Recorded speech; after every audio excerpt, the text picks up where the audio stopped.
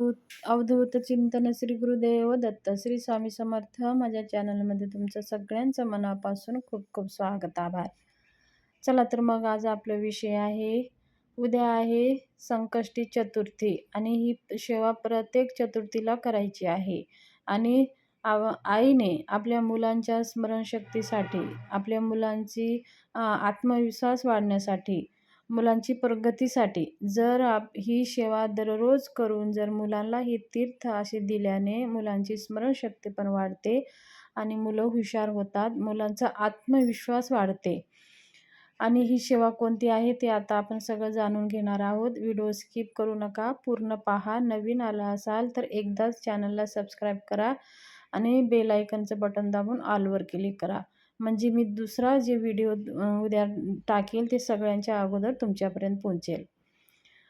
चला आज आपण जाणून घेणार आहोत आईने मुलांसाठी कोणती सेवा करायची. संकष्ट चतुर्थी हे गणपती बाप्पाचं संकष्ट, आपल्यावरचे जे काही येणारे संकष्ट आहे ते दूर करण्यासाठी, आपले विघ्न दूर करण्यासाठी, आपल्या जीवनामध्ये अचानक येणारे संकटे दूर करण्यासाठी ही सेवा आपल्याला करायची आहे.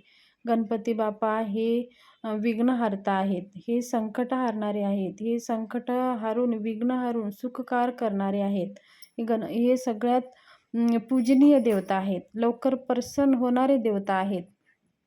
आणि सगळ्याच अगोदर सगळ्या देवी देवतांच्या अगोदर हे गणपती बाप्पाचं पूजन आपण करतो, त्यांना एवढं मान आहे. म्हणून हे आपल्या मनोकामना लवकर पूर्ण करणारे, आपल्या इच्छा लवकर पूर्ण करणारे हे देवता आहेत. म्हणून संकष्ट चतुर्थी ही त्यांना समर्पित हा दिवस आहे. या दिवशी आपल्याला आपल्या मुलांच्या प्रगतीसाठी जर आपण भगवान गणेश बाप्पाच्या समोर जर आपण काही विनंती केली, अभिषेक करून जर ते तीर्थ मुलांना दिले तर गणपती बाप्पा लवकर खरंच प्रसन्न होतात आणि आपली इच्छा पूर्ण होते. तर आपल्याला काय करायचं आहे, मुलांच्या स्मरणशक्ती वाढवण्यासाठी आपलं जर छोटी मुले असतील तर आईने हे उपाय करायचा आहे. जर मोठे मुलं असतील तर मुलांकडनं ही सेवा करून घ्यायची आहे. काय सेवा आहे, गणपती अथर्व शीर्ष म्हणून आपल्याला गणपती बाप्पाच्या मूर्तीवर अभिषेक करायचा आहे. जर छोटे मुलं असतील तर आईने करा, छोट्या मुलांचं नाव घ्या आणि मुलांसाठी मी सेवा करते म्हणून गणपती बाप्पाला विनंती करा आणि ही सेवा करा. जर मोठे मुलं असतील तर त्यांच्याकडनं हे गणपती अथर्व शीर्ष म्हणून जर तुम्ही अभिषेक करून घेतला तर ते जास्त, म्हणजे तुम्ही सेवा केलेली 50% फायदा मुलांना होतं. पण स्वतः मुलं जर सेवा अभिषेक करून जे तीर्थ घेतले तर त्यांना 100% फायदा होतो. म्हणजे ते स्वतः पण ते गणपती बाप्पाचे मंत्र ते स्वतःच्या जिभेने म्हणतात आणि ते तीर्थ स्वतः घेतात आणि ते तीर्थ तेवढंच फायदा त्यांच्या स्मरणशक्ती वाढण्यामध्ये होते. म्हणून छोटे मुलं असेल तर तुम्ही करून तीर्थ द्या आणि मोठे असतील तर त्यांच्याकडनं करून घ्या. आता काही मुलं असे असतात की ऐकत नाही, करत नाही, मग आपल्यालाच करावं लागतं. पण त्याला फोर्स करू नका, हळूहळू त्यांना सांगा, म्हणजे हळूहळू करायला सवय लागेल. मग काय होतं बघा, त्यांना सवय नसते. मुलं कार्टून बघतात, सारखे मुलं कार्टून बघतात, तर त्यांना ते बघून त्यांची कार्टूनमधली नावंसुद्धा त्यांना लक्षात राहतं आणि तोंडावरच पाठ होऊन जातं. त्यांचे डायलॉग तोंडावर पाठ होऊन जातात आणि कोण काय डायलॉग म्हणतं हे सगळं त्यांना आधीच माहिती होऊन जातं. कारण का ते सारखं तेच बघत राहतात.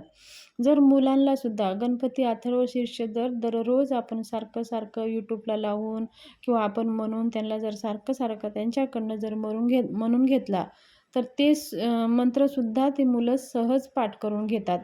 म्हणून मुलांना सवय लावायची हे आपल्याकडेच असते, आपल्या आईकडेच असते. म्हणून गणपती अथर्व शीर्ष आपण मुलांकडून जर म्हणून घेतला तर तुम्ही बघा तुमची मुलं किती हुशार होतात. हे अनुभवसिद्ध सेवा आहे. गणपती अथर्व शीर्षचं दररोज जर तुम्ही पाठ केला तर ह्या गणपती अथर्व शीर्षामुळे आपल्या मुलांचा आत्मविश्वास तर वाढतो. पण त्यांची बुद्धीमध्ये इतकी तल्लख बुद्धी होती ना, ते सांगू नका. तुम्ही अनुभव घ्या आणि सारखं सकाळी किंवा संध्याकाळी देवासमोर जर बसत नसेल, तर कुठेही बसू द्या त्यांना, सोफ्यावर बसू द्या, खुर्चीवर बसू द्या. पण दिवसातून एकदा तरी हात जोडून गणपती बाप्पाला स्मरण करून तुम्ही गणपती अथर्व शीर्ष आपल्या मुलाकडून म्हणून घ्या. छोटे असेल तर तुम्ही म्हणा, नंतर हळूहळू मग त्यांच्याकडनं म्हणून घ्या.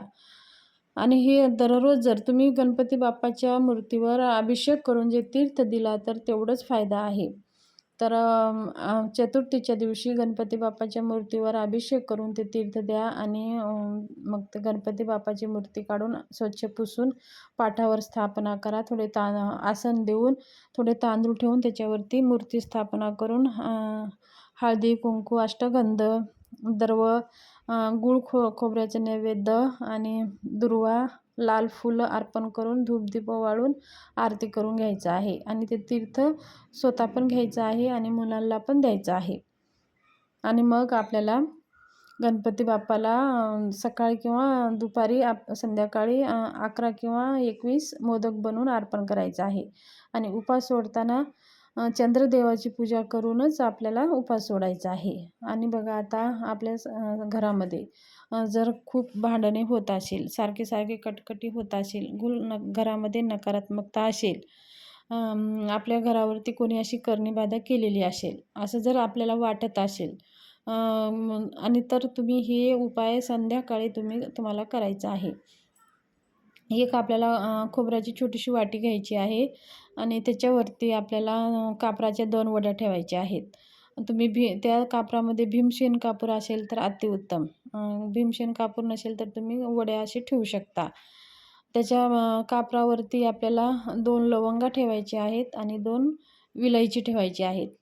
आणि ते कापूर आपल्याला प्रज्वलित करायचं आहे आणि ती एका प्लेटमध्ये ठेवायचं आहे खोबऱ्याची वाटी आणि देवाला, सगळ्या देवतांना आपल्याला असं ओवाळून घ्यायचं. अर्धा चंद्रगोल आकारामध्ये ओवाळून घ्यायचं आहे.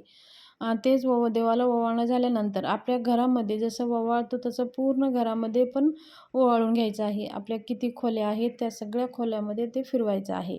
आणि ते सगळं कृती करत असताना आपण ओम गण गणपतये नमः किंवा ओम विघ्नहर्ताय नमः ह्या मंत्राचा जप करत राहायचं आहे. ओम विघ्नहर्ताय नमः. आपले सगळे काही विघ्नहर्ता हे गणपती बाप्पा विघ्न हरणारे आहेत असं म्हणून पूर्ण सगळ्या खोलीमध्ये दाखवून टॉयलेट बाथरूम सोडून देऊन सगळ्या खोलीमध्ये फिरून आणून ते देवासमोर आणून ठेवायचं आहे. आणि आपल्याला तेथे बसायचं आहे आणि मग ओम विघ्नहर्ताय नमः, ओम विघ्नहर्ताय नमः ती 2 वड्या शांत होईपर्यंत आपल्याला हा मंत्र जप करायचा आहे. ओम विघ्नहर्ताय नमः, ओम विघ्नहर्ताय नमः. आणि ते शांत झाल्यावर ते कापूर कसं भीमसेन कापूर किंवा वडी असेल तर लगेच 5 मिनिटामध्ये ते शांत होऊन जातात. शांत झाल्यानंतर दुसऱ्या दिवशी ते उचलायचं आहे आणि आपल्या कचरा डब्यात ते टाकायचं नाही. जिथं आपलं पायदळी होणार नाहीत. एखादी झाडाखाली म्हणा किंवा आपण फुलं वगैरे टाकतो किंवा लोकं पाय तिथं ठेवत नाही किंवा लोकं त्या रस्त्याने जात नाहीत. अशा रस्त्यामध्ये ते आपल्याला टाकायचं आहे.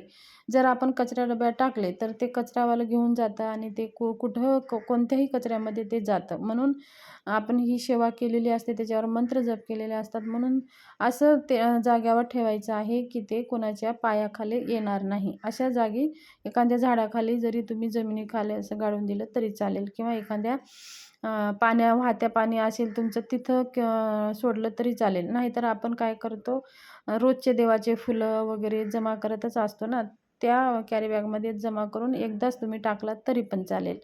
पण पायाखाली येऊ नये ह्याची काळजी घ्यायची आहे. आणि ही सेवा आपल्याला संध्याकाळी संकष्टी चतुर्थीच्या दिवशी करायची आहे. धन्यवाद.